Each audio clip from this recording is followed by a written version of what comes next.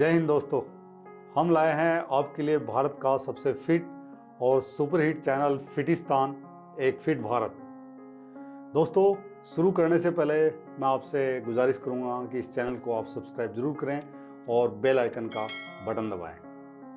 आओ चलते हैं एक फिट भारत की ओर। दोस्तों, जैसे आपको पता है कि हर वीक हम हिंदुस्तान के उन शख्सियत से आपको मिलाते हैं जिन्होंने अपनी ज़िंदगी में संघर्ष किया है, मेहनत किया है और खुद का, अपने परिवार का, अपने स्टेट का, अपनी कम्युनिटी का और पूरे मुल्क का नाम पूरी दुनिया में किया है। वो कहानियाँ जिनके बारे में हिंदुस्तान के हर लड़के, हर लड़की को पता होना चाहिए और किसी वजह से वो कहानियाँ बाहर नहीं आ पाई, चाहे उसके पीछे कोई भी कारण रहे हों। लेकिन हमारा एक एंडेवर रहा है कि उन लोगों की कहानियां आप तक लेके आएं ताकि इस देश के अंदर हर बच्चा और हर यंग बच्चे को पता हो कि इस देश के असली हीरो कौन है। आज मैं आपको एक ऐसी शख्सियत से मिलाने वाला हूं जिन्होंने सिर्फ 14.5 साल की उम्र में एशियन ट्रैक एंड फील्ड में पार्टिसिपेट किया, 15 साल की कम उम्र में एशियाड खेला, जिन्होंने 14 नेशनल रिकॉर्ड बनाए, जिनके पास 20 इंटरनेशनल एथलेटिक्स के मेडल हैं, जिनके पास 80 से ज्यादा नेशनल मेडल हैं। वो अर्जुन अवार्ड विनर है, रचिता मिस्त्री पांडे। रचिता, बहुत बहुत स्वागत आपका फिटिस्तान में। Thank you so much. Thank you and hello to all my friends who ever watching me. Yes sir, tell me. Rachita, आपकी जो कहानी है वो अपने आप में रोंगटे खड़ी करने वाली कहानी है, लेकिन मुझे as a sportsman, as an Indian, मुझे खुद को बहुत ही बुरा लगता है कि ये कहानी जो पूरे हिंदुस्तान में हर व्यक्ति के पास जानी चाहिए थी, वो आज तक नहीं गई। लेकिन आज इस कहानी को हम हर जगह लेके जाएंगे। दोस्तों, आगे बढ़ने से पहले मैं आपको एक चीज़ और बताना चाहूँगा। आपने नाम सुना होगा पीटी उषा का। तो हिंदुस्तान में हर स्कूल में, हर किताब में पीटी उषा का नाम है और होना भी चाहिए। वो एक इतनी महान एथलीट थी जिन्होंने इंडिया का नाम इतना बड़ा किया, इंटरनेशनल एरिना में, नेशनल एरिना में, एशियाड में, सब जगह। लेकिन आपको पता है कि पीटी उषा जो इतनी महान थी, उनका रिकॉर्ड किसने तोड़ा? उनको 6 बार हिंदुस्तान में किसने हराया? सिर्फ एक व्यक्ति, वो है आपके सामने। रचिता, बहुत ही प्राउड फीलिंग है आपके साथ हम ये पॉडकास्ट कर रहे हैं। ये कहानी जब तक, पूरी कहानी जब लोगों के सामने हम लेके आएंगे, उससे पहले मैं चाहूँगा कि रचिता मिस्त्री का बचपन कैसा था वो आप देश के लोगों को बताएं। कैसे किसी गांव में या शहर में वो पैदा हुई, कैसे परिवार में थी, फिर ऐसा क्या हुआ कि उसने स्पोर्ट्स कैरियर शुरू किया, वो कहानी आप बताइए। जी, मैं एक्चुअली उड़ीसा की एक ब्राह्मण पांडा के घर में जन्म हुई। मेरे 3 बहनें और हैं, जैसे कि मुझे मिला के 4 जन, मेरा छोटा भाई है। बाकी सब लोग स्पोर्ट्स करते थे, पर मेरे डैडी फुटबॉल प्लेयर थे, पर इतना कुछ ही नहीं था। पहले से ही मैं टॉम बॉय थी, पढ़ाई में इतना ज़्यादा इंटरेस्ट था नहीं। पेड़ के ऊपर बैठे रहना और स्कूल में लेट जाना, हर एक बार कुछ ना कुछ बहाना बजाने लगाना, तो इस तरह चलता रहा। तो एक बार ऐसा हुआ कि मैं यही पीटी उषा का बुक, हमारे वहाँ हिंदी जस्ट स्टार्ट होता है क्योंकि उड़ीसा स्कूल है, ओडिया में ज़्यादातर होता है, एक इंग्लिश टॉपिक होती है, एक हिंदी का होता है। पहली बार एक पतली सी किताब थी, उसके ऊपर नाम लिखा था उड़न परी। उस उड़न परी का मेरी बारी थी कि एक पेज आप खड़े होके पढ़ेंगे। तो नसीब देखिए कि उस टाइम में जब मेरी पारी, जो पेज पे था लिखा था कि पीटी उषा उड़न परी, ये सबसे तेज धाविका इंडिया का है, इनके जैसे और कोई भागा ही नहीं। That strike in my mind, ऐसे कैसे हो सकता है कि उसके जैसे कोई नहीं भाग सकता, मैं इससे तेज भाग सकती हूँ। और चाबी लगाने के लिए मेरा एक फ्रेंड था, तो बस मैंने मेरे फ्रेंड को पूछा, और मेरा फ्रेंड जो था वो क्लास में फर्स्ट आता था। दिमाग में ये रहता है, क्लास में जो फर्स्ट आता है सबसे ज्यादा दिमाग वाला होता है। ये जो कह दिया जी वो सब सही है, सब सही, बाकी सब गलत है। एक तो टीचर होता है, एक क्लास में जो फर्स्ट आता है। तो बस हम दोनों नेबर हैं, हम दोनों वापस वही बक्सा लेके आते थे स्कूल से।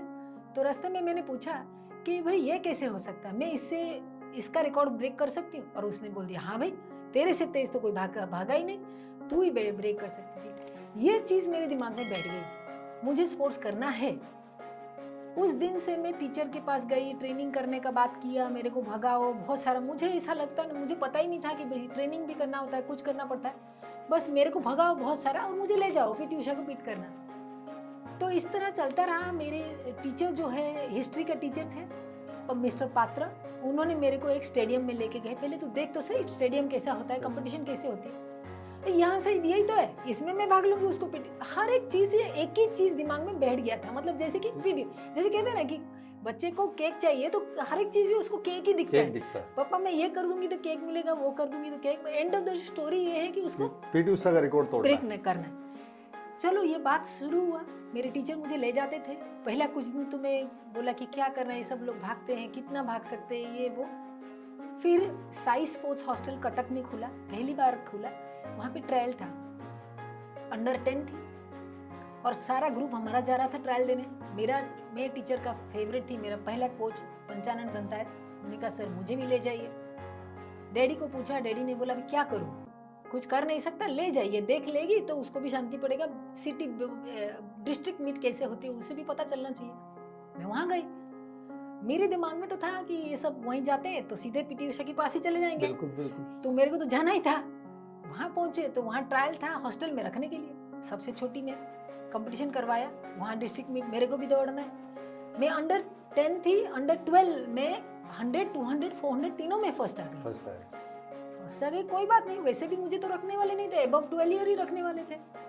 तो फिर सुभाष दास महापात्र जो वहाँ पे कोच और डायरेक्टर और मैनेजर सब थे, तो सभी मीटिंग हुआ, उनको बुलाया और मैं जैसे खेलते कूदते वहाँ पहुँच गई। सर जी आप ही हो जो सबको यहाँ पे पीटी उषा को लेके जाने के? पीटी उषा को लेने के लिए नहीं है, यहाँ पे एक हॉस्टल है जहाँ पे हम रखते हैं। तो रखने से क्या होगा? हमने कहा रखने से क्या होगा? रखने से क्या होगा, क्या कंपटीशन में जाएंगे, वहाँ पे पीटी उषा मिलेगा? हाँ मिलेगा, बस मेरे को भी वहीं रहना है। तो तू क्या करेगी, इतनी छोटी है? तो मेरा यही था कि पीटी उषा का रिकॉर्ड देखना। यू वोंट बिलीव, सब लोग हंसे, मुझे समझ में ही नहीं आया कि क्यों हंस रहे, पर मेरे को तो ब्रेक करना है जी। फिर सर ने बोला नहीं बेटा तुम बहुत छोटी हो, अब टाइम है तुम्हारे लिए, छोटी क्या, एक चांस के देख के तो देखो, मैं तो बीट करके ही रहूंगी चाहे कुछ भी हो जाए। बस ये मेरा पहला ये था। और मेरे कोच साहब, दूसरे कोच साहब को बोले कि भाई आप रख लो, बच्चे का मन रहेगा, 1 साल रहेगी अपने आप ही निकल जाएगी, कोई फर्क नहीं पड़ता, बच्चा ही है 10 साल की है, अगले 1 साल में क्या फर्क पड़ जाएगा यहाँ से वहाँ। और राउरकेला से कटक है अबाउट ओवरनाइट जर्नी था, आजकल जल्दी 8-9 घंटा लगता, पहले 12-12 घंटा लगता था। तो कोई बात नहीं है, तू कुछ नहीं कर पाएगी, ना मैं कपड़े धोने जाती थी, ना खुद हाथ से खाना खाती थी, मुझे तो पूरे दिन स्पोर्ट्स ही करना था। यू वोंट बिलीव, वो दिन था और आज ये दिन है। मैंने जो स्पोर्ट्स शुरू किया, ट्रेनिंग करती रही। फिर 1990 में इंडियन टीम में आई, junior Asian track and field Beijing में खेला, एशियन वहाँ पे 4th आई टीम 4x400 मीटर 400 के लिए। रचिता, वो आपके जो आपने बताया कि आपकी क्लास में जो पढ़ाई में सबसे अच्छा वाला जो आपका दोस्त था, कौन था?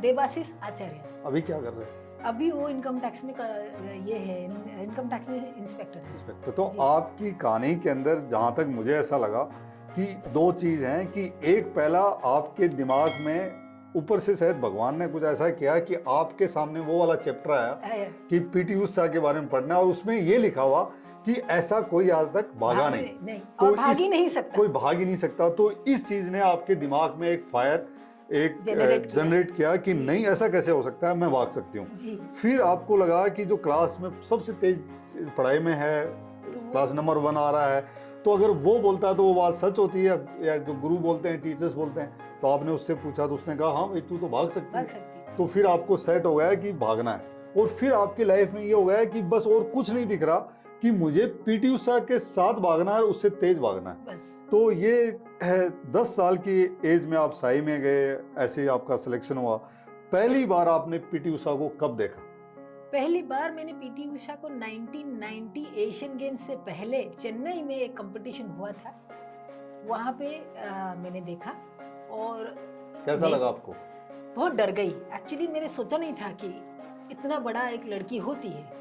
मैं उड़ीसा की हूँ, इतनी बड़ी हाइट कभी देखा ही नहीं। मैं तब तो हार्डली, जैसे कि बोला अंडर 15 थी, तो पहली बार देखा, काफी लंबी चौड़ी, आवाज भी बहुत भारी, और माय गॉड इतना बड़ा है, भागेगी भी बहुत तेज। मगर एक पल भी मुझे ऐसा नहीं लगा कि मैं इसको बीट नहीं कर नहीं कर सकती। वो बात अलग थी, इंसान को देखना या कि एक भाई जिस आदमी का इतना बड़ा नाम नाम है, है ये और है वो कि अच्छा तगड़े ये दिखते सामने आ भी गया, हैं। सामने आ गया तो जी। अचानक लगता है कि ओह अच्छा ये इतना आदमी है, ओहो, अब इसको ही बीट करना बीट करना कोई है। बात नहीं, काफी बड़ी है बोलो, मगर कर लूंगी मैं। बोलो। तो ये था। और फर्स्ट कंपटीशन में मैं फोर्थ आई, 4 into 100 मीटर, सॉरी बोला, फर्स्ट कंपटीशन में फिफ्थ आई। फिर 4 जन 100 मीटर में 6 जन जाते हैं, 5 जन को लेते हैं, 6 जन सिक्स्थ वाला कट जाता है कट क्योंकि जाता फिफ्थ वाला रिजर्व में जाता रिजर्व है। में। तो मैं जो थी वो फिफ्थ वाली थी, सब मेरे से सीनियर थे और मुझे सिलेक्ट कर दिया गया एशियन गेम्स एशियन गेम्स के लिए। और वहां तो जाके मेडल जीत के आए।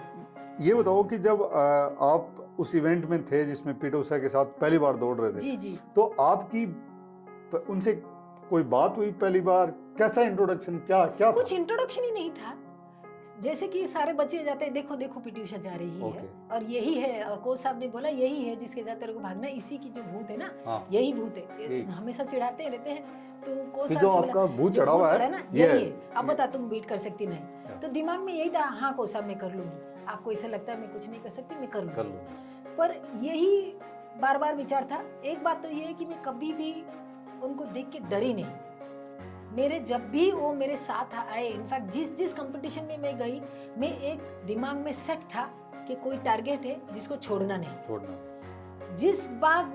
जितने बार उसके उस टाइम में तो मैं यंग थी, पर उसके बाद जब मैं 1997 से बीट करना शुरू किया, यू वोंट बिलीव, हर एक कंपटीशन अच्छा खासा गैप देकर मैंने बीट किया। हर एक कंपटीशन में मेरे सिर्फ वही टारगेट था कि तेरे को ये मौका बार बार नहीं मिलेगा, नहीं मिलेगा, बीट करना है, यही है। तो पीटी उषा से पहली बार आपकी बात कब हुई आमने सामने और क्या बात हुई? 1990 में जब आप एशियन ट्रैक एंड फील्ड के लिए आप सिलेक्ट हुए? नहीं जी, इसके बाद एशियन गेम्स के लिए एशियन गेम्स में बीजिंग में गए आप? हाँ, बीजिंग गए। उससे पहले हम बैंगलोर में हॉस्टल में थे, एक साथ Okay. कैंप में रहते हैं। तो उनको एक रूममेट की जरूरत थी। वो इतनी बड़ी खिलाड़ी है, अपने कंपटीटर किसी को रख नहीं सकते थे। She used to like me a lot. उस टाइम में रिसेंटली ये में भी उन्होंने मेरा न्यूज़पेपर में निकाला था जी, कोई मेरा टाइमिंग टच भी कर सकता है, रिकॉर्ड ब्रेक तो शी नेवर यूज्ड टू से, कभी भी बोलती थी नहीं कि मेरा रिकॉर्ड कोई ब्रेक कर सकता था। She always used to use this word कि कोई मेरा टाइम को छू भी सकता है तो रचिता पंडा ही कर सकती है। ये मेरे लिए अच्छा लिखती थी। तो उस टाइम में वो रूममेट ढूंढ रहे थे और मेरे को पूछा कि रचिता तू मेरे साथ रहेगी? और मेरे को तो जानना था क्या खा रही है, कैसे खा रही है, सो रही है, उठ रही है, प्रैक्टिस कर रही है, मुझे बहुत ज्यादा जरूरी था। तो मैंने हाँ कह दिया। आप बिलीव नहीं करेंगे, वो 3 महीना मेरे बहुत तकलीफ से गुजरी। क्यों? क्योंकि वो जब सोती थी उनको नींद आता था, नींद के बाद तुरंत बड़बड़ाने की आदत थी। तो वो साउथ मलयालम में बड़बड़ाते थे तो मुझे बड़ा डर लगता था कि कौन आ गया, कौन का ये हो गया, ये आवाज करता था। पर इट वाज फन। मैं उस टाइम में उनके साथ करीबन 5 से 6 महीना उनके साथ रही एशियन गेम जाने से पहले। तो उनका जो कि कितने बजे सोते हैं, क्या खाते हैं, शायद आपको बहुत कुछ सीखने को मिला होगा। जी बिल्कुल बिल्कुल बिल्कुल। कि कैसे ट्रेनिंग कर रहे हैं, कैसे ट्रेनिंग करना है। एक बार जरूरी नहीं है कि आपको हर एक बार टाइमिंग टच करना है, मगर वर्कआउट कंप्लीट करना जरूरी है। कैसे डिसिप्लिन होना है, टीवी मोबाइल ये वो कुछ नहीं है। जब भी पढ़ना भी है वो आपने ही कनेक्टेड टू स्पोर्ट्स पढ़ना है। आज भी मैं वही फॉलो करती हूँ। आज भी मैं यही कहूँगी कि हर एक कंपटीशन में मैं डट के लड़ी। कोई कभी डर जैसा कोई चीज़ था नहीं, मगर एक टारगेट पहले से था। क्योंकि एक मैं आपको पहले बता देती हूँ, जब भी कोई चीज़ टारगेट आपको पता है, बॉम्बे से पूना जाना है तो पूना पहुँचने से पहले आप थकेंगे नहीं। ऐसे ही हर किसी का एक होता है, एक टारगेट है, उस टारगेट को पहुँचने तक आप कभी थकेंगे नहीं, आप चलते रहेंगे। तो सेम टारगेट मेरा था। मेरे को रेस्पेक्ट बहुत था। आज भी हम दीदी उनको बुलाते, आज भी वो एक बार बोल दिए तो हम कभी मना नहीं करते। तो वो हाल है, रेस्पेक्ट उस टाइम में भी था। उनको जाने देना है, उनको पहला जो पराठे आए वो खाए, वो सारी चीजें पहले थी। मगर सेम टाइम मेरा टारगेट मैं कभी भूली नहीं। हर एक कदम पे मेरा एक ही चीज था कि अचीव करना है, और यही मौका है, और यही इंसान है, इन्हीं को बीट करना। कभी आपकी जब पर्सनल बात हुई तो उन्होंने कभी आपसे कुछ बोला कि आप कर सकती हैं, या कुछ गाइड किया, या कभी आपको, या बाकी लोगों ने, बाकी जो दूसरी एथलीट थी उन्होंने आपको कुछ बोला कि रचिता नहीं हो पाएगा, या क्या है, मतलब कुछ नॉट ऐसी? ओनली एथलीट, कोचेस को भी डाउट था। मैं कहती हूँ ऐसा कोई नहीं है कि रचिता उसके साथ रहती है। इनफैक्ट सो मच सो के दीदी मेरे को ही उनको स्ट्रेचिंग देने के लिए बोलते थे। कहाँ मैं छोटी सी, कहाँ इतने बड़े थे। मैं पूरी डट के उनको स्ट्रेचिंग देती थी, सब कुछ करती थी। जैसे कि एक आइडल है जिनको फॉलो करना है, जिनका पूरा मेरे को उतारना है, उन्हीं को बीट करना है मुझे। तो नॉट ओनली एथलीट, कोचेस भी मेरे को कई बार बोले कि तुझे क्यों लगता है कि तू इसको बीट कर सकती है, या पता नहीं तेरे को क्या बहुत चढ़ा है, यू नो। बहुत सालों तक लोगों को ये था। इसके बाद मेरी शादी हो गई, अब तो सब लोग खुश हो गए कि अब ये जो भूत था ये उतर जाएगा। कितनी साल की उम्र में शादी हुई आप? 22 साल की उम्र 22 में साल की शादी उम्र हुई। में। तो और शादी पे आते हैं हम, लेकिन पहले जो 14.5 साल 15 जी, साल की उम्र जी। में दोस्तों, ये हिंदुस्तान की पहली लड़की है जो 14.5 साल की उम्र में, आपको पता ना स्कूल में 9, 10, 11 के अंदर बच्चे होते हैं, 14.5 साल की उम्र में रचिता ने हिंदुस्तान को एशियन ट्रैक एंड फील्ड में रिप्रेजेंट कर दिया। और 15 साल की उम्र में ये एशियाड में पहुंच गई, बीजिंग एशियाड में, मतलब सिल्वर मेडल जीत गई। तो सिल्वर मेडल जीत के आई ये लड़की। ये वो आदमी है, मतलब ये जो उड़न परी है ना, उसके आगे भी एक री और लगा लो, उतनी तेज भागने वाली लड़की है। ठीक है, लोगों से चला नहीं जाता, या कुछ स्टेप चल के भी लोग थक जाते हैं, लेकिन एक आदमी, इनकी एक मानना पड़ेगा मुझे, मैं सलूट करता हूँ आपकी जिद Thank की। you so much, जिद thank की जो जिद हो तो रचिता मिस्त्री जैसी होनी चाहिए, कि जब आप किसी चीज के पीछे पड़ गए तो जब तक नहीं मिलेगी ना तब तक छोड़ेंगे नहीं। शादी हो गई है, 22 साल की उम्र में शादी हो गई, 15 साल की उम्र में एशियाड खेल के आ गई है। 4 एशियाड खेले इन्होंने, एक ओलंपिक खेला, एक वर्ल्ड एथलेटिक मीट खेला इन्होंने। और तो फिर पहली बार शादी हुई जब आपकी, जी। तो आपके जो हस्बैंड थे उन्होंने आपको क्या बोला कि छोड़ना, मतलब ये बोला कभी ऐसा कि नहीं, छोड़ना क्या, आप actually- पीटी उषा के पीछे पड़ गए हो यार, अब मैं आ गया हूँ आपकी लाइफ में, मेरे साथ रहो, और मतलब अभी अपना परिवार चलाएंगे, आपने एशियाड खेल लिया, मेडल ले लिया, सिल्वर मेडल हो गया, नाम हो गया, सब कुछ हो गया, चलो अपना परिवार शुरू करते हैं, या उन्होंने बोला कि नहीं मैं आपके साथ खड़ा हूँ? क्या कहानी बताइए उनके बारे में। तो शादी हुआ ऐसा कि मेरा शादी किसी और से होने वाला था, घर वाले तय कर दिए थे मेरे को मिलने के लिए। मेरे को लगा कि मेरी बहन की शादी नहीं हुई है तो मेरी तो होनी ही नहीं। उसको मिलने आए थे, सडन पता चला कि मेरी शादी के लिए आए हुए हैं। तो लड़का को मैंने पूछ लिया कि भाई मेरे को तो स्पोर्ट्स करना है, और पता है ना स्पोर्ट्स करने से हाफ पैंट पहन के भागना होता है, तुम्हारे माँ बाप एक्सेप्ट करेंगे कि नहीं। उसका एक ही आंसर था कि हमारे बहू बेटियां घर से बाहर नहीं निकलते। तो मेरे दिमाग में तो क्रॉस पहले से ही आ गया, नहीं हो सकता। तो मैं वहां से आ गई। सब ये कौन से साल की बात है? ये 1994 एशियन गेम्स के बाद। 1994, मतलब आज के ठीक 28 साल पहले जी। जब हिंदुस्तान में कितनी दकियानूसी चलती थी, और आज भी चलता होगा, कि बहुत सारे परिवार ऐसे होते हैं जो अपनी बेटियां या अपनी बहुएं या अपनी बहनें जब खेलने के लिए जाती हैं तो उनको इस चीज़ की तकलीफ होती है कि अगर वो खेलने जाएंगी तो उनको छोटे शॉर्ट्स निकर पहनने पड़ेंगे, या उनको ट्रैक सूट पहनना पड़ेगा, या टी शर्ट पहननी पड़ेगी, या वो स्विमिंग करेंगी तो उनको स्विमिंग कॉस्ट्यूम पहनना पड़ेगा। दोस्तों, ये एक वो कहानी है, इसलिए मैंने आपको कहा कि ये कहानी हिंदुस्तान के हर गांव में हर बच्चे के पास जानी चाहिए। आप कुछ भी करें, लेकिन अगर आपके बच्चे में, आपकी बहन में, आपकी बेटी में या दम है तो आप उनको पूरा सपोर्ट करें। जेंडर इक्वलिटी कितनी इंपॉर्टेंट है, कि ये भी तो उस लड़के को बोल सकती थी ना कि आप पैंट क्यों पहनते, आप निकर पहन के घूमो, कि हमारे घर में ऐसा होता है, या हमारे घर में अगर मान लो मैं आदिवासी हूं तो आप सिर्फ नीचे ही पहन के घूमो, बाकी ऊपर से नंगे घूमो, नहीं बोला ना। तो ये सिर्फ औरतों को ही हमेशा क्यों कहा जाता है कि आप घूंघट निकालिए, आप बुर्का पहनिए, आप हिजाब पहनिए, या आप ये निकर मत पहनिए, आप ये पहन के खेलिए। ये कहानी है जो इन्होंने बताया, और मैं आपको सलूट करता हूं रचिता इस बात की कि आपने उस जमाने में, आज के 28 साल पहले, एकदम वो हिम्मत दिखाई। आपने कहा कि भैया ये, आपने क्या बोला, क्रॉस लग गया, मेरे दिमाग में क्रॉस लग गया। बाद में कैंप में आए, Asian track and field Philippines जाने वाले थे। ये जो मेरे हस्बैंड अभी है वो मेरे फेलो मेट्स थे, सारे फ्रेंड्स एक साथ जा रहे थे कंपटीशन के लिए। तो फ्लाइट में उन्होंने पूछा ये कौन सा गेम बॉयफ्रेंड है क्या? मैंने कहा है भी या नहीं भी। तो फिर टॉपिक क्लोज हो गई। फिर उतरने से पहले पूछा है भी या नहीं भी का जवाब चाहिए था। मुझे नहीं पता था ये मुझे पसंद करते थे। तो मैंने कहा कि भाई मुझे पसंद तो नहीं है, पर ये लड़का ऐसे से बोल गया, डैडी मम्मी ने तय किया। बोला जब तुम्हें पसंद ही नहीं है कुआं में कूद क्यों रही हो? वो भी समझ में नहीं आया। कुछ ही देर में मैंने यही पूछा कि क्या बात है? तो कुआं ऐसा है जब तुम्हें डेप्थ ही नहीं पता है तो कूद रही है तो मर ही जाएगी ना। जब स्विमिंग ही ना आए तो तुम तो खड़ी नहीं हो सकती, मर जाएगी। तो इस लड़का तेरे को कहाँ तक लेके जाएगा? बोला और कोई ऑप्शन तो है नहीं। तो उन्होंने मेरे को उस टाइम पे बोला था व्हाट अबाउट मी। उस टाइम में इंग्लिश कहाँ इतनी अच्छी आती थी जो समझ में आए कि व्हाट अबाउट मी।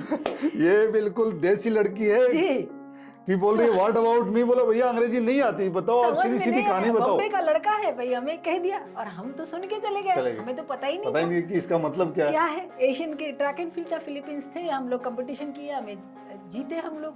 रूममेट की और एक लड़की थी जो लाइन मारती थी। बातों बातों में उन्होंने सब मिस्त्री ऐसा है वैसा है बोलते थे, हम भी कंपटीशन खत्म हुए बैठे थे। तो मैंने कहा मुझे भी कुछ कह गया, मुझे तो समझ में ही नहीं आई क्या कह गया। तो कहते व्हाट अबाउट मी। बेंगलोर वाली लड़कियां थी तो इंग्लिश अच्छे जानते थे, तो इन्होंने कहा कि ये लाइन मार गया। हाय हाय, ये तो पहले ही नहीं पता था, अब मैं उससे मिलना ही बंद कर दिया। फिर कुछ दिन के बाद वो खुद ही बोला कि ऐसा कुछ नहीं है, तुझे दोस्ती नहीं करनी पर मुझे पसंद है। तो मेरा एक ही क्वेश्चन था, देखो पीटी उषा का रिकॉर्ड और मेरे बीच में कोई नहीं आ सकता, आ गया तो उसको तोड़ना नहीं है, करने दो नहीं तो छोड़ दो। तो दो ही ऑप्शन है, बताओ तुम्हें कौन सा एक्सेप्ट है। बोला मैं तुम्हारे साथ हूँ, जब तक तुम रिकॉर्ड ब्रेक नहीं करोगे तब तक हम प्रैक्टिस करते रहेंगे, मैं भी करूंगा तेरे साथ प्रैक्टिस। तो फिर मैंने कहा मेरे तरफ से तो मंजूर है, पर पापा को मिल लो क्योंकि पता नहीं क्या है। बहन की शादी थी, इनको बुलाया था ताकि आप डैडी से मिल लो, क्योंकि हमारे ब्राह्मण में अलाउ नहीं होता बाहर से, और वो महाराष्ट्र से जी, और बिल्कुल इंटरकास्ट जी, इतनी दूर से, लैंग्वेज और जी, सब जी। कुछ। तो आ गए थे, ये तो रिंग एंगेजमेंट रिंग ले आए थे, इतना कॉन्फिडेंस था। डैडी से बात हुआ, अब जाकर पता चला डैडी से क्या बात हुई, और डैडी ने बोला कि हमारे घर परिवार को तो लड़की ही संभाल रही है, तो इसका नौकरी की वजह से हम लोग ही चलता है, और 4 और 3 बेटियां जिनको शादी करना है, बेटा है, तो मेरा तो रिटायर्ड हो गया। इन्होंने यही एक ही बात बोला, आपके बेटी का ड्रीम और आपके फैमिली के बीच में मैं नहीं आऊंगा, जो भी उसकी सैलरी वो आपकी है, आपका बेटी का जिम्मेदारी मेरी है। तो अब बोलो। पापा ने हाँ बोल दिया। अगले दिन सारा जो हमारे पहले एंगेजमेंट का सामान आया था उसको वापस कर दिया गया, शादी इनसे हो गई, और बस इसके बाद मेरे साथ दिया, नेशनल रिकॉर्ड तक मैंने रिकॉर्ड कर दिया आगे तक। आप रचिता बहुत ही लकी हैं, बिल्कुल बिल्कुल, कि आपको एक ऐसा जीवन साथी, एक ऐसा प्रेमी, ऐसा लवर मिला कि जिसने आपको आपके लक्ष्य के अंदर साथ दिया, बीच में कहीं भी कोई रुकावट नहीं डाली, आपको आपकी टर्निंग में, आपके मोटिवेशन में, आपको इमोशनल सपोर्ट जो भी चाहिए था उसमें वो आपके साथ रहा। सिर्फ आपके ही नहीं, आपके परिवार के साथ भी रहा। जैसे कि भारत में कहते हैं कि कहीं भी जब शादी होती है तो दो व्यक्तियों के बीच में नहीं होती है, दो परिवारों के बीच में होती है, उनके सारे रिश्तेदारों के बीच में होती है। और एक बिल्कुल आइडियल जो आपने जो कहानी, मैं तो ये बहुत ही खूबसूरत मूवी बनेगी रचिता, मैं बता रहा हूँ कि मैं इनके हस्बैंड से मिला हूँ, बहुत ही handsome, a tall guy, well build, इतना सॉफ्ट स्पोकन बंदा है। कभी आप मिलेंगे, जब इस वीडियो में आप उनकी फ़ोटो देखेंगे तो आपको खुद को पता चल जाएगा। आई सल्यूट टू हिम कि आपकी इस जर्नी में आपको एक वो आदमी मिला। लेकिन दोस्तों, वो कब मिला ये भी सोचने वाली बात है कि जब रचिता की शादी किसी एक ऐसे व्यक्ति से हो रही थी जिसने कहा कि आप निक्कर पहन के दौड़ नहीं सकते, आप ट्रैक पहन के दौड़ नहीं सकते, क्योंकि हमारे परिवार में तो लड़कियों को घर से बाहर नहीं जाने दिया जाता। ये 94 के अंदर, 92 के अंदर, आज के 28 साल पहले इन्होंने उस व्यक्ति को मना किया। चाहे ये बिल्कुल सामान्य परिवार से थी, इनके 4 बहनें भी हैं, ये बड़ी हैं, औरों की हो सकता है शादी नहीं हो, लेकिन इन्होंने एक स्टैंड लिया। क्यों लिया? कि इनको अपने सपनों की उड़ान उड़ना था, और उस उड़ान में हिंदुस्तान की उड़न परी का रिकॉर्ड तोड़ना था। रचिता, इसके बाद में आप गए बीजिंग एशियाड गए, वहां से आप मेडल लेके जी, फिर आपकी शादी हो गई जी, और सब खुश हो गए सब कि खुश अब हो गए। रिकॉर्ड नहीं होगा, तो अब मतलब का रिकॉर्ड टूटेगा ही नहीं। लोगों को एकदम खुश हो गए कि भैया अब शादी हो गई, तो अब तो ये डिस्ट्रैक्ट हो गई, और इसका दिमाग में जो भूत था वो था, उतर गया। अब हमारे चांस आ गए, जितने जूनियर्स हैं व्हाटएवर इट मे बी। तो मेरे को कभी भी ऐसा लगा ही नहीं। आते ही जैसे हर सास ससुर का इच्छा होता है एक बच्चा हो हमारे घर में, तो उस टाइम में भी देखिए मैं कैसे पागल थी। अब मुझे पता चल रहा है कि मैं पागल थी। तो उस टाइम में बोला मम्मी ने कि भाई बच्चा हो जाए तो तुम जो मर्जी कर लो स्पोर्ट्स। तो हमने कहा ये जंजाल है, बच्चा ही चाहिए, तो बच्चा कर लो, इनको दे दो, निकल लो। जैसे कि कोई गया भाजी खरीद लिए, ला लिए, घर छोड़ दिए, निकल लिए। तो मैंने भी वही टारगेट, बच्चा पेट में है, तब भी मेरा दिमाग में कभी हटा ही नहीं बात। तो प्रेग्नेंट हुई, डिलीवरी हो गया मेरा 95 में शादी हुआ, 96 में तो मेरा बच्चा भी हो गया। और बच्चा होने के बाद मेरी बेटी 7 महीने की थी बच्चा होने का 40 डेज तक डॉक्टर को पूछा, भाई मेरा नॉर्मल डिलीवरी था, मैं 9 मंथ 7 डेज तक ऑफिस गई हूँ, वॉकिंग किया है, मैंने कोई भी चीज छोड़ना नहीं है ना, क्योंकि मैं फिर उतना ही देर लगेगा मेरे को ब्रेक करने, बताइए। तो मेरा दिमाग में तो वही है, बच्चा हो गया जल्दी जल्दी, फिर जल्दी जल्दी बच्चा होने के बाद मेरे को 40 डेज डॉक्टर ने बोला 40 डेज तक तुम एब्स ये वो कुछ नहीं कर सकते। 40 डेज का इंतजार था, जैसे ही 40 डेज हो गया वैसे ही शुरू कर दिया एक्सरसाइज मैंने। मेरी बेटी 7 महीने की थी, ग्राउंड में लेके क्रॉल कर रही थी, मैं मोटी थी, पहली बार पीटी उषा को बीट किया 96 में जी, 97 में 96 में मेरी बेटी जन्म हुई, 97 पूना में उसको नेशनल सर्किट मीट 1997 में हुआ था, तो हमने उसमें पहली बार पीटी उषा को और बीट कर दिया। 7 महीने की बेटी वो ट्रैक के अंदर, ग्राउंड के अंदर खेल रही है, वो रेंग रही है, और ये लड़की, इन्होंने उनका रिकॉर्ड तोड़ा जिसका पूरा हिंदुस्तान जिनके गुणगान गाता था, आज भी गाता है। इसलिए मैंने कहा कि ये स्टोरी बाहर आनी है। सब बहुत ज्यादा मैंने सरप्राइज थे, कोई ये एक्सपेक्ट ही नहीं किया था। पहली बात तो कि डिलीवरी के बाद पहला कंपटीशन वो भी नेशनल, और मैं यहाँ पे डिस्ट्रिक्ट स्टेट नहीं भागी थी, क्यों? क्योंकि बच्चे को ख्याल रखना है, उसका कंपटीशन लेके जाओ ये वो। तो मैंने वेवर के लिए पूछा था कि डायरेक्ट मुझे भागने दो। सबने एज यूजुअल मजाक उड़ाना तो था ही, तो कोई सोचा ही नहीं था कि मुझे मेडल मिल जाएगा, और दैट टू फर्स्ट, और वो भी थर्ड आई। बीच में और एक लड़की पांडेश्वरी जो है वो चेन्नई की है, वो सेकंड आई और उषा दीदी थर्ड आई। ये कभी किसी को डाइजेस्ट ही नहीं हुआ बेसिकली, पहली बार ये सब हो गया। काफी बड़ा न्यूज में आया ये वो, और न्यूज में कभी ये एक्सेप्ट आया ही नहीं कि उषा दीदी अनफिट थी या भाग नहीं पाई या कुछ नहीं। लिखा था कि उषा को पैरों में दर्द था, इसके लिए रचिता बीट कर गई। कभी भी हमारा नाम आगे आया ही नहीं। क्यों? क्योंकि लेजेंड है, उनको कोई बीट कर ही नहीं सकता। तो उनको कोई एक रीजन देके जो नया एथलीट जो नया निकल के कोई आता है और बड़े चैंपियन को जब हरा देता है, तो इनिशियली लोगों को लगता है कि शायद ऐसे ही होगा। जो बड़ा एथलीट है उसको या तो इंजरी हो गई होगी या कुछ कोई इश्यू हो गया होगा। ये तब भी था, ये आज भी है। हर जगह होता है। लेकिन फिर उस जो इवेंट ने जब आपने हराया और आपने कहा कि फिर आपको लग गया कि अब वो रिकॉर्ड जो बनाया था पीटी उषा ने 1985 में 11.39 का जो रिकॉर्ड बनाया था, तो फिर आपने उसको 2000 में 15 साल बाद 11.26 करके रिकॉर्ड तोड़ दिया। 15 साल का रिकॉर्ड तोड़ा, और जो आपने बनाया वो अगले 13 साल लगे तोड़ने के अंदर जी। और आपने जो रिकॉर्ड बनाया वो 10.26 का बनाया, 11.26 का बनाया जी। लेकिन जो एमेच्योर एथलेटिक फेडरेशन था उन्होंने वहां भी नाइंसाफी की और उन्होंने कहा कि नहीं, हम डोप टेस्ट नहीं हुआ, ये मेरी गलती नहीं थी। ये एक एथलीट की गलती नहीं है, ये जो स्पोर्ट्स फेडरेशन है ये उनका काम है डोप टेस्ट करना, नहीं कि एथलीट। क्या एथलीट अपने साथ में डोप का सामान लेके घूमता रहेगा हर इवेंट में जाने से पहले? ये बात है 2000 की। और तब आपने वो रिकॉर्ड, जिस दिन आपने रिकॉर्ड तोड़ा जी, उस दिन का वो फीलिंग बताइए आप। उस दिन मेरे को ऐसा लगा कि मैं ओलंपिक में गोल्ड मेडल जीत गई, क्योंकि सालों से मैं यही ओलंपिक की इंतजार कर रही थी। मेरे लिए ओलंपिक यही था। इतने साल लग गए हैं, कितने अच्छा कितना बुरा। डैडी लास्ट बेड में थे, डेथ बेड में थे, तब भी मैं कंपटीशन के लिए जा रही थी। हर एक चीज को मैंने कुर्बानी कर दिया, हर एक, मतलब मैं ये कह रही हूँ, वो आदत अब भी है कि कभी टीवी नहीं देखा, कभी मोबाइल नहीं, कभी मूवी नहीं, ना कभी पार्टी।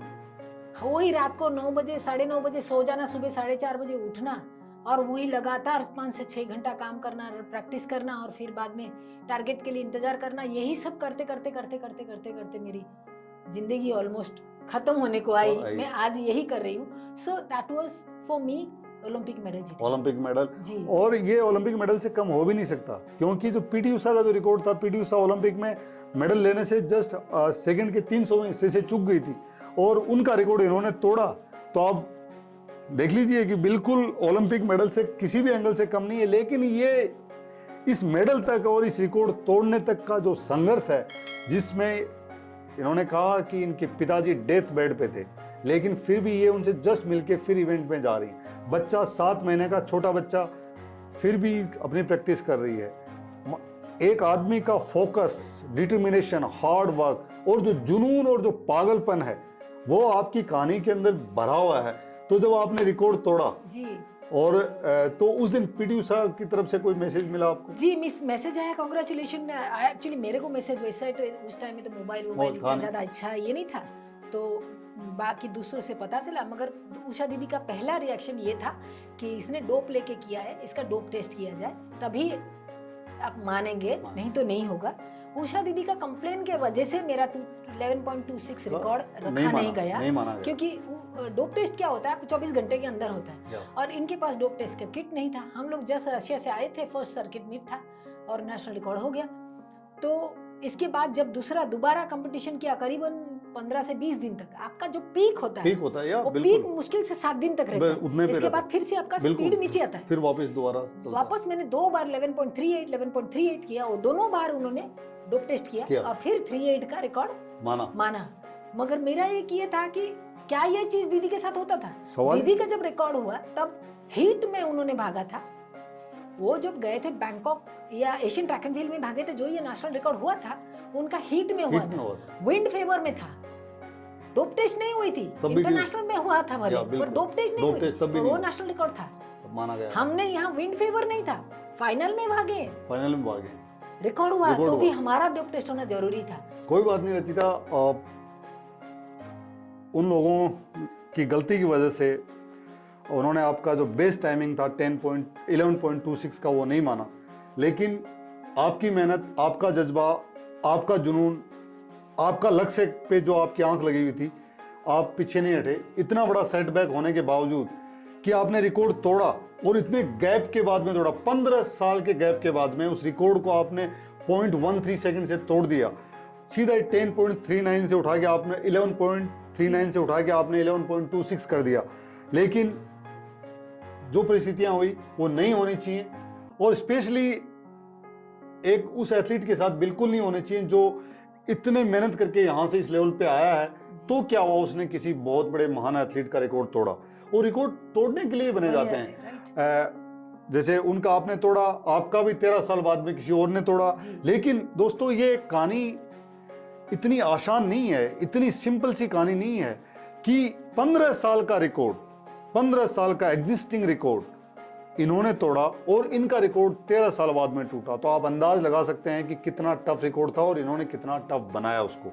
और इन्होंने पीटी उषा जी को 1 बार नहीं, 2 बार नहीं, 3 बार नहीं, 4 बार नहीं, 5 बार नहीं, 6 बार हराया। उनका रिकॉर्ड 1 बार नहीं तोड़ा, 3 बार तोड़ा। 11.38 2 बार और 1 बार 11.26, जिसको उनकी शिकायत की वजह से रिकॉर्ड नहीं माना गया, जबकि वो इनका पर्सनल बेस्ट है और नेशनल बेस्ट भी आज उस समय तक 13 साल तक वही रहा। जिस दिन आपने ये रिकॉर्ड तीसरी बार तोड़ दिया, आपके नाम पे हिंदुस्तान के इतिहास में हो गया कि Rachita Pandey 100 metre India's best ever athlete. उस समय लोगों का, कोचेज का, आपके पिताजी जो डेथ बेड पे थे, आपकी माँ, आपके जो पुराने दोस्त, जो आपका दोस्त जिसने आपको बोला था कि तू तोड़ सकती है, इन लोगों का क्या रिएक्शन? सब यू नो व्हाट, जब आप करते हैं तब कोई मानता नहीं, जब करने के बाद सब यही बोलते हैं, मैना कहता था। आप समझ रहे हैं मैं कह रही हूँ?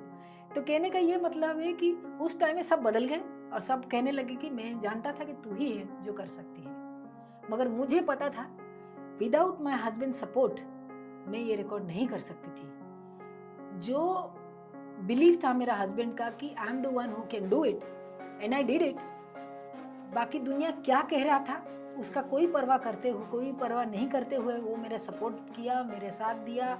इनफैक्ट कैंप में भी रहा, ट्रेनिंग करवाया। मेरी बेटी को संभालने के लिए हस्बैंड अपना छुट्टी निकाल के लेके आना, इट्स अ ग्रेट थिंग। बहुत रेयर केस में मेरे जैसे कोई लकी है तो ही ऐसा हस्बैंड मिलेगा। I am blessed to have it. So let me tell you कि सबका रिएक्शन यही था कि मुझे पता था तू ही कर सकती है, पर हकीकत मुझे ही पता था। दोस्तों, इन्होंने सिर्फ 100 मीटर का इंडिया का रिकॉर्ड नहीं बनाया, इन्होंने 200 मीटर का भी रिकॉर्ड इन्हीं के नाम पे था। वो आपने क्या पीटी उषा जी का? हाँ जी, 2000 में ही किया था। बेंगलुरु में 100 मीटर रिकॉर्ड था, चेन्नई त्रिवेंद्रम में मेरा 200 का रिकॉर्ड टूटा। वो भी ऐसे ही था, 21.80 मेरा टाइमिंग था। सॉरी 22.80 मेरा टाइमिंग था, मगर मेरे को दिया नहीं गया, 23.10 दिया 10 दिया जी। क्यों? क्योंकि प्रॉब्लम यही थी, यही दोबारा कि प्रॉब्लम, डोप टेस्ट नहीं हुआ, ये हो ही नहीं सकता। दूसरा बात ये भी बताया गया, जैसे कि मिल्खा सिंह का रिकॉर्ड परमजीत सिंह ने तोड़ा, तब बोला था ट्रैक छोटा है, तो सेम इशू मेरे साथ भी था। जब वो लोग भागे थे तब ट्रैक सही होता है, जब हम रिकॉर्ड कर देते हैं तब ट्रैक छोटा हो जाता है। सो ये सब इश्यूज तो आता ही रहता है, इसलिए डजंट मेक एनी डिफरेंस। तो मेरा रिकॉर्ड कुछ ही महीने या 21 साल के लिए था, इसके बाद सरस्वती साहा ने उसको तोड़ दिया था। और जब आप रिकॉर्ड आपने तोड़ा और तोड़ के अपने पिताजी से मिले, क्या बोले आपके पिताजी और माँ? तब तक डैडी तो ऑलमोस्ट काफी टाइम हो गया था, बेड पे थे, उनका 1 साल के बाद ही देहांत हो गया था। मैं सच बोलूं तो मेरे डैडी मम्मी मेरा डायरेक्टली कंपटीशन कभी देखा ही नहीं, बचपन से कभी देखा नहीं था। टीवी में पहले दूरदर्शन आया करता था, उस टाइम में जब भी 2 साल पहले जो कंपटीशन हुआ था वो 2 साल के बाद आती है, और जिस कंपटीशन में मैं हार जाती हूँ या सेकंड आ जाती हूँ, उस दिन हमारा खाना बनता ही नहीं था कि हमारे बेटी हार गई। पर ये नहीं सोच रहे हैं कि 2 साल पहले, उनको तो पता ही नहीं है, जो आ गए वही है। तो फॉर्चुनेट है या अनफॉर्चुनेट है पता नहीं है, पर मेरे पेरेंट्स ने मेरा रेस कभी देखा नहीं, जबकि आज की तारीख में बच्चे से ज्यादा पेरेंट्स भागते हैं, उनको पता है कि बच्चे को कैसे भागना है। पर हम पता नहीं, मैं लकी थी या अनलकी पता नहीं, पर मेरे माँ बाप ने कभी मेरे डायरेक्ट रेस देखा ही नहीं था। लेकिन आप अपने माता पिता का खुद प्रतिबिंब हैं पूरी दुनिया के सामने, आप उनकी बेटी हैं, उनका खून आपके अंदर है और आपने रिकॉर्ड बनाया है, तो एटलीस्ट उनको ये तो पता ही होगा था कि हमारी बेटी ने वो वहाँ झंडा गाड़ दिया है जहाँ तक आज तक कोई जा नहीं पाया। रचिता, कुछ लोगों के सवाल आए हैं पूरे हिंदुस्तान से, और छोटे छोटे सवाल हैं, लोग आपके बारे में और जानना चाहते हैं, और मैं चाहूंगा कि आप उनका जवाब दें। बेंगलोर से एक लड़की है नया, वो पूछ रही हैं कि रचिता जी से पूछिए कि एज ए स्पोर्ट्समैन उनकी लाइफ का बेस्ट मोमेंट कौन सा था? क्या एशियाड खेलना, क्या ओलंपिक खेलना, या पीटी उषा का रिकॉर्ड 3 बार तोड़ना? बेस्ट मोमेंट वही था, पहला पीटी उषा का रिकॉर्ड तोड़ना, दूसरा जब मैं माँ बनी। बस 2 ही एक था लक्ष्य था, एक लड़की है, लड़की को और क्या चाहिए था? शादी के टाइम प्यार हुआ नहीं हुआ मुझे पता नहीं, पर बच्चे होने के बाद एक माँ का अलग सा प्यार जो सिर्फ एक माँ ही समझ सकती है। उस बच्चे को लेट मी टेल यू, 7 महीने में मैं स्टिल बच्चे को फीड कर रही थी, तब मैं कंपटीशन कर रही थी। वो फीलिंग न्यूज़पेपर के लिए एक न्यूज़ था, फोटोग्राफर के लिए एक फोटो था, एक माँ के लिए उसका रिस्पॉन्सिबिलिटी था कि साल भर तक मेरे बच्चे को फीडिंग करूंगी। और मुझे कहा गया था कि वेट ट्रेनिंग वगैरह नहीं करना था, कि फीडिंग करना कम हो जाएगा। To avoid that I had to gone through many problems, because strength ही नहीं है तो करूं क्या। सो वो मोमेंट सबसे बेस्ट था जब मेरा बच्चा हुआ, बेटी, और दूसरा मोमेंट जब मैंने पीटी उषा का रिकॉर्ड ब्रेक किया। ग्रेट। अगला सवाल है कोटा राजस्थान से दिव्या का, कि आपकी लाइफ में सबसे डिसअपॉइंटिंग फेज या सबसे दुखित क्षण एज ए स्पोर्ट्समैन कौन सा था, जिसको आपको लगता है कि ये गलत हुआ, ऐसा नहीं होना चाहिए? 2 बार हुआ। एक Bhalinder Singh international circuit meet हुआ करता था उन दिनों, मेरे को ईयर तो एग्जैक्टली पता नहीं, याद नहीं है, दिल्ली में हुआ है। 200 मीटर्स में पहली बार उषा दीदी को मैंने बीट किया, और जबकि सब क्लियर देखे हैं, जानबूझ के उषा दीदी को फर्स्ट और मुझे सेकंड दिया गया, और पेपर में फोटो भी सामने से लिया गया। जब भी कोई भागता है उसका साइड से फोटो लिया जाता है ताकि आगे पीछे का पता चले। सामने से फोटो लिया गया, और जबकि सबको पता था और मुझे पता था कि पहली बार मैंने उषा दीदी को वहां पे बीट किया, पर मुझे यही कहा गया कि तुम्हारा तो फ्यूचर आगे है, उषा को ये मेडल लेने दो। पहली बार वो मुझे बुरा लगा। दूसरी बात ये है कि जब मैंने उषा दीदी का रिकॉर्ड ब्रेक करने के बाद दीदी ने कहा कि मैंने डोप लेके उनका रिकॉर्ड ब्रेक कर दिया या फिर ट्रैक का डिस्टेंस छोटा था, that was unfair, was not a right words to use. उस टाइम में मुझे बहुत बुरा लगा और सोचा कि ये नहीं होना चाहिए था। दोस्तों, जिंदगी में हार जीत, ऊपर नीचे सब चलता रहता है, लेकिन किसी भी स्थिति कुछ भी हो जाए, एक अच्छे स्पोर्ट्समैन और एक अच्छे सोल्जर की पहचान होती है कि वो कभी भी अपनी जो स्पोर्ट्समैन स्पिरिट होती है उससे कभी नीचे नहीं आते हैं। रचिता की कहानी में ये इसका दर्द मैं खुद फील करता हूँ। जिंदगी में आप हर दिन नहीं जीत सकते हो, और हम खुद चाहते हैं कि नई जनरेशन के लोग आएं और हमें हराएं, वही एक अच्छी प्रोग्रेसिव सोसाइटी, स्पोर्ट्स में प्रोग्रेशन होता है और उसकी एक वैल्यू भी है, वो एक नए मापदंड भी होते हैं। जब किसी कोई बड़ा आदमी, बड़ा एथलीट कई बार जब कोई ऐसी छोटी बात कह दे तो बुरा फील होना लाजमी है, और मैं आपका दर्द बिल्कुल महसूस करता हूँ। अगला जो सवाल है ये है मिजोरम से इवेमचा। उन्होंने पूछा है कि why girls female athletes don't get equal pay, perk, sponsorship, ads as male athletes in India. क्या आपको कभी ऐसा एहसास होता है कि भारत में जो मेल एथलीट हैं उनको ज़्यादा एड्स या ज़्यादा स्पॉन्सरशिप या ज़्यादा रिन्यूमरेशंस वो मिलते हैं लेडी एथलीट के? ऐसा कुछ नहीं है। मुझे ऐसा लगता है कि हम लोग पीछे हट जाते हैं। जब भी कोई न्यूज़ वाला आता है या न्यूज़ वाला आता है या एड वाला आता है, हम सामने जाते ही नहीं, शर्माते हैं। या फिर कोचेस बोलते नहीं नहीं नहीं, तुम्हें इतना ही बोलना है, ये बोलना है तो बोलो, नहीं तो नहीं। कोचेस, हमारे टाइम में यही था, हमें छुपा दिया जाता था। कुछ भी बोलने से पहले कोच साहब बोलते थे कि हमें क्या बोलना चाहिए, या फिर बहुत जबरदस्ती हुआ तो हमें आगे लिया जाता था और बोला जाता था इतना ही। यदि हम प्रूफ कर दें we are better, we are worth for it, we will get it. ऐसा किसने कह दिया? बैडमिंटन में सिद्धू जीती तो उसको ऐड नहीं मिला क्या? बहुत मिला, दुनिया में आज से रिचेस्ट वही है। बिल्कुल। तो हम इसको कैसे कह सकते हैं कि लोग हमको, फीमेल को नहीं मिलता, मेल को मिलता? मेरा ये एक मानना है कि घर में यदि 4 बच्चे हैं तो एक ही को क्यों मिलता है? क्योंकि वो मांगता है। आप जब तक मांगेंगे नहीं आपको मिलेगा नहीं। You have to ask for it, you have to prove that you are worth for it. बिल्कुल सही कहा कि पूछा नहीं तो आपको मिलेगा कैसे? जैसे एक कहावत है पूरे हिंदुस्तान में कि जब तक बच्चा रोता नहीं है माँ भी दूध नहीं पिलाती, जबकि माँ पिलाना चाहती है। माँ को पता नहीं चलता कि बच्चे को भूख लगी। तो जब तक आप नहीं मांगोगे तब तक आपका हक नहीं मिलेगा। And you have to prove that you are worth for that. अगला जो सवाल है ये बिहार से, चंपारण से हैं नकुल। इन्होंने पूछा है कि Rachita ji, have you ever fall in love?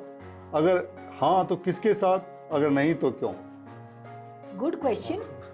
Fall in love, I fell in love with my husband, but काफ़ी लेट, जब मुझे पता नहीं था कि प्यार है, या मैं किसी को अवॉइड करने के लिए, जैसे कि मेरे शादी किसी और से हो रहा था, उसको अवॉइड करने के लिए मैं मेरा हस्बैंड को प्यार करती हूँ, ये पता नहीं था। But yes, I fell in love with him and I am still love with him. मैं खुद मिला हूँ और रचिता जी के हस्बैंड से। He is a great guy, very humble person, बहुत ही शांत स्वभाव के और इतने नॉलेजेबल एथलीट हैं, कोच हम अपने आप में।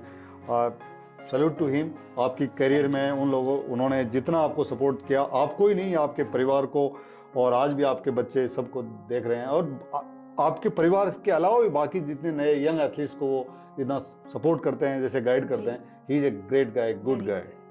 अगला जो सवाल है ये है पंजाब से, बरनाला से, सुखविंदर कौर। उन्होंने पूछा है कि why don't you never chose a profession of athletic coach because you are such a champion athlete? Athletic coach इसलिए नहीं बनी क्योंकि पहली बात तो ये है कि मुझे हटके कुछ करना था। जैसे कि मैं बचपन से ही टॉम बॉय रही हूँ, मुझे अलग से कुछ करना था। जैसे कि मैंने आपको बोल दिया, मेरा टारगेट था उषा दीदी को ये करना। दूसरा बात ये है कि जहाँ पे बॉम्बे, जहाँ पे आपको खाना मिल जाएगा पर रहना नहीं मिलेगा। यदि रहना नहीं मिला तो ग्राउंड नहीं मिलेगी, यदि ग्राउंड नहीं मिला तो एकेडमी नहीं होगा, यदि एकेडमी नहीं हुआ तो एथलीट नहीं खड़े हुए। मैंने बहुत कोशिश किया। दूसरी बात ये है कि इस जगह पे जैसा है कि बच्चे लोग स्पोर्ट्स करते हैं कुछ ही साल के लिए, ताकि उनको अच्छा स्पॉन्सरशिप मिल जाए या अच्छा कॉलेज यूनिवर्सिटी मिल जाए, ताकि वो यहाँ से वो जा सके। हमारा टारगेट, हम जो सीखे बच्चे को बचपन से लेकर एंड तक कोच साथ रखेगा, सालों साल पॉलिश करते रहेगा, ताकि वो इंटरनेशनल में जीते। 3 साल 4 साल बच्चे को तैयार कर दिया, नेशनल में जब जीतने की बारी आई, एक बार जीता और वो इंटरनेशनल स्टडी के लिए चला गया, इसमें क्या फन है? इसके लिए मैंने मेरा प्रोफेशन चेंज कर दिया। उसके लिए मैं उस टाइम से आज तक स्पेशल नीड किड, जिनको हमारी जरूरत है, हमारा एक्सपीरियंस की जरूरत है। दूसरी, रेगुलर फीमेल को डिसिप्लिन सिखाना है। डिसिप्लिन क्या होता है, लड़ना, अपना ये कैसे रखना है, घर में स्ट्रेस को कम कैसे रखना है, सबके साथ मिलकर कैसे रहना है।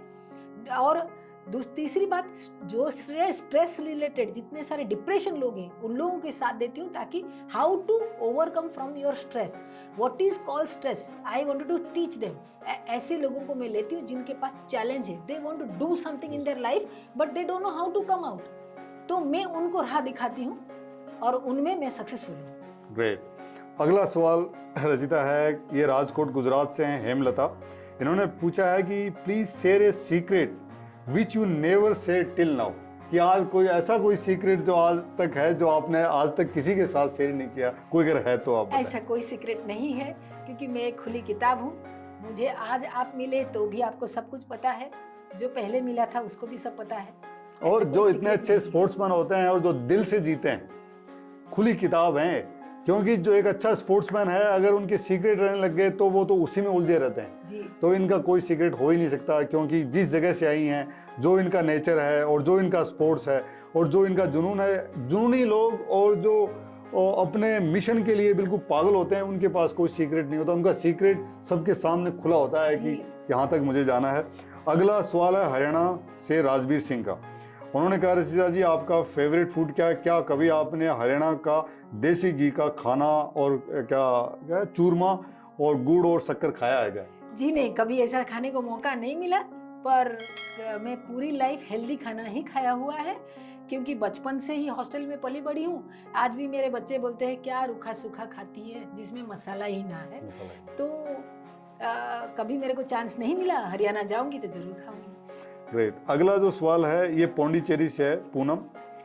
उन्होंने कहा कि any regret as a choosing sports as a career, अगर आपको कभी जिंदगी में कभी sports as a career choose करने नहीं, को मुझे regret- कभी भी रिग्रेट नहीं हुआ है कि मैं स्पोर्ट्स एज अ करियर चुना। In fact I am proud and I am happy कि मैं स्पोर्ट्स अपना करियर समझ के लिया, ताकि मेरी ज़िंदगी इतनी सुलझी हुई है, मुझे कोई इस चीज़ की चिंता नहीं है। कभी भी कोई प्रॉब्लम आया वो भी स्पोर्ट्स की तरह चला गया, पता ही नहीं चला। लोग कहते रात रात नींद नहीं आती, मुझे वैसा कोई अभी तक पता नहीं हुआ। I am 50 year old now, bed पे जाते ही नींद आ जाती है। दिन भर काम करना है, अर्ली मॉर्निंग उठना है, रात को जल्दी सोना है, जल्दी उठना है। ये इतना I am lucky and I am happy.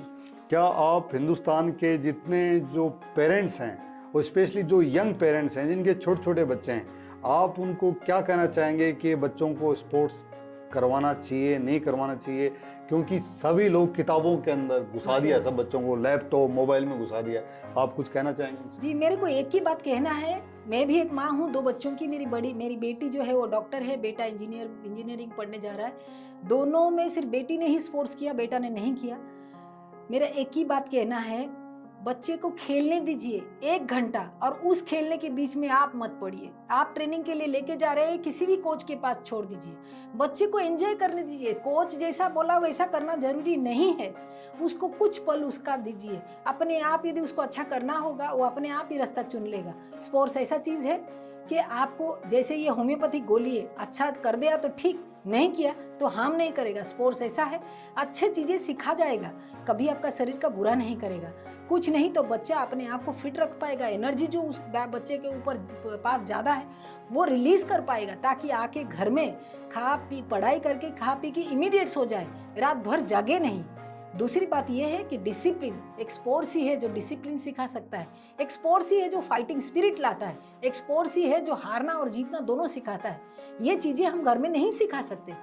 तो मेरा एक ही रिक्वेस्ट है, आप भी डिसिप्लिन बने।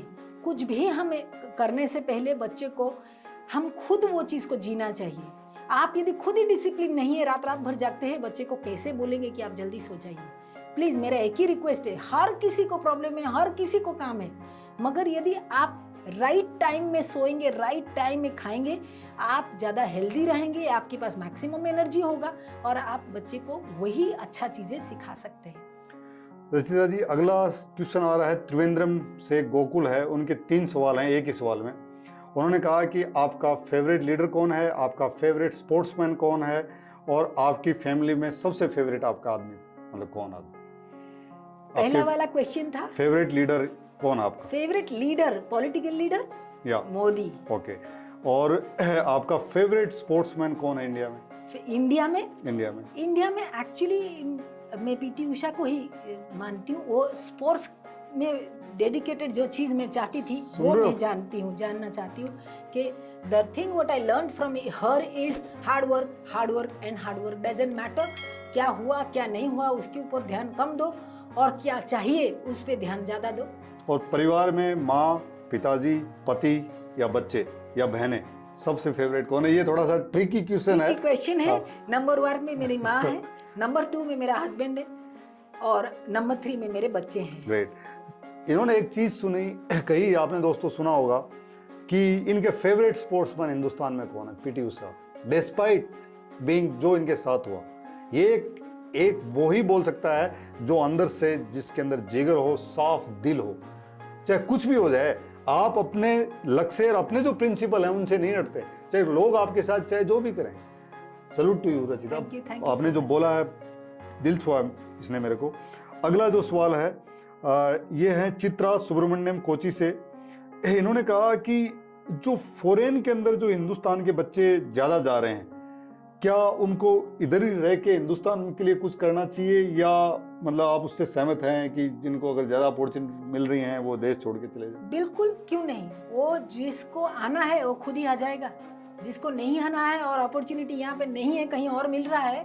आप एक क्लास से दूसरा क्लास प्रमोट होते हैं ना, हर कोई होता है। क्लास 1 में है, पूरी जिंदगी नहीं निकाल सकते, क्लास 2 में जाना पड़ेगा, 3 में जाना पड़ेगा, इसी तरह 10th जाना पड़ेगा, 10th के बाद स्कूल छोड़ना पड़ेगा। इसका मतलब ये तो नहीं है कि मैं जिंदगी छोड़ दिया। तो इस तरह यदि इंडिया में मेरे को अपॉर्चुनिटी नहीं मिल रहा है, मेरा बुद्धि इसके आगे और कुछ है और मुझे और कुछ करना है, अपॉर्चुनिटी मिल रहा है, you must let it go, it will come back if it is yours. अगला जो सवाल है ये नासिक से हैं अदिति। इन्होंने कहा है कि इंडिया या भारत, वाइस हो। भारत और इंडिया दोनों वाइस हो। इन्होंने पूछा है कि आपके दिल में इंडिया है या भारत? इंडिया है।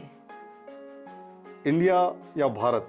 ये क्यों, ऐसा क्यों? मतलब इनका कहने का मतलब है कि इन्होंने अगला लिखा है कि पासपोर्ट पे इंडिया लिखा हुआ है जी। लेकिन दिल में भारत है, और ये भारत खेली हैं, तो इसलिए मैं पूछना चाहती हूँ कि इनके दिल में क्या भारत बड़ा है या नेशनल एंथम बड़ा है? नेशनल एंथम बड़ा है। दोस्तों, हर खिलाड़ी के लिए जो इन्होंने बोला है, नेशनल एंथम बहुत बड़ी चीज़ है। आपको एहसास हुआ होगा जब आपने मेडल जीता हिंदुस्तान के लिए और जब नेशनल एंथम बजा तो रोंगटे खड़ी हो गई, आंखों में अपने आप आंसू आई। किसके लिए आई ये कोई खबर नहीं थी, ये पता नहीं। मेरे पास शब्द कम है कि जिस आदमी ने 14 राष्ट्रीय रिकॉर्ड बनाए, जिसने 20 इंटरनेशनल मेडल जीते, जिसने 80 नेशनल मेडल जीते, जिसने 3 बार पीटी उषा का रिकॉर्ड तोड़ा। पीटी उषा जो हिंदुस्तान की उड़न पड़ी सबसे टॉप एथलीट, आज तक की सबसे ग्रेटेस्ट एथलीट जिनको कहते हैं, उनको सिर्फ एक आदमी ने हराया, वो है रचिता मिस्त्री पांडे। एक गांव की लड़की अपने संघर्ष, अपने जुनून, अपने पागलपन, अपनी मेहनत के दम पे, दुनिया एक तरफ, लक्ष्य एक तरफ, और उसका नाम है रचिता मिस्त्री पांडे। समाज के लिए, देश के लिए, आने वाली पीढ़ी के लिए एक आदर्श हैं। और जितनी बहनें जो सुन रही हैं, जितनी छोटी बच्चियां जो सुन रही हैं, उनके लिए आदर्श हैं। और जो लोग सुन रहे हैं जो कहते हैं कि बेटियों को स्पोर्ट्स में आगे नहीं जाने देना है, और जो लोग शादी के वक्त लड़कियों से पूछते हैं कि आप अगर स्पोर्ट्स करेंगी तो हमारे घर में तो हम आपके लिए जगह नहीं है, आप ये शॉर्ट नहीं पहन सकते, आप निक्कर नहीं पहन सकते, आप ट्रैक सूट नहीं पहन सकते, इन्होंने उस आदमी को मना किया, शादी नहीं की और अपने लक्ष्य के ऊपर अपना ध्यान रखा। रचिता, आप इस हिंदुस्तान के लिए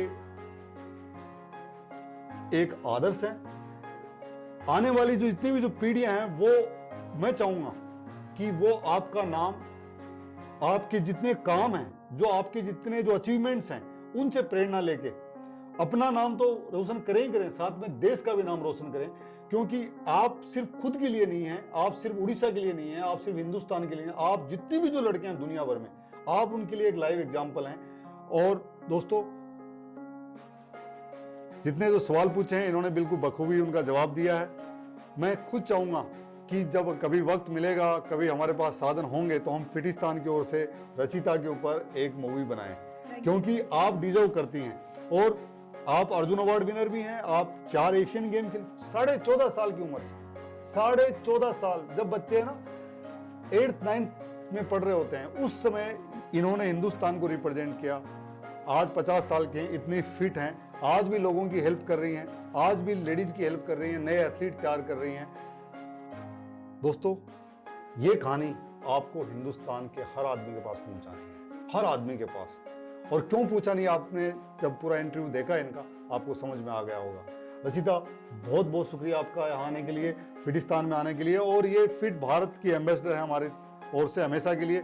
मैं इनसे 7 महीने पहले मिला था, मैं इनके बारे में जानता 96 से जानता हूँ, लेकिन साथ मैंने पहले मिला था तब भी मैंने कहा था कि ये फिट भारत की पहला व्यक्ति है जो ये एम्बेसडर है। And you are truly a fit Bharat, fitness के लिए पूरे देश के लिए आदर्श और एक एम्बेसडर है। Thank you so much. बहुत बहुत शुक्रिया। जय हिंद, जय भारत। दोस्तों, इनका इंटरव्यू पूरे हिंदुस्तान में आपको भेजना है और इस चैनल जो फिटिस्तान, इसको सब्सक्राइब जरूर कीजिए, बेल आइकन का बटन दबाइए। मैं चाहूँगा मेरा ये जो मकसद है ये सफल हो जाएगा अगर इनकी कहानी आपने हर मोबाइल के अंदर व्हाट्सएप में फॉरवर्ड कर दी। ये कहानी हर आदमी तक जानी चाहिए। जय हिंद, जय भारत, फिट भारत।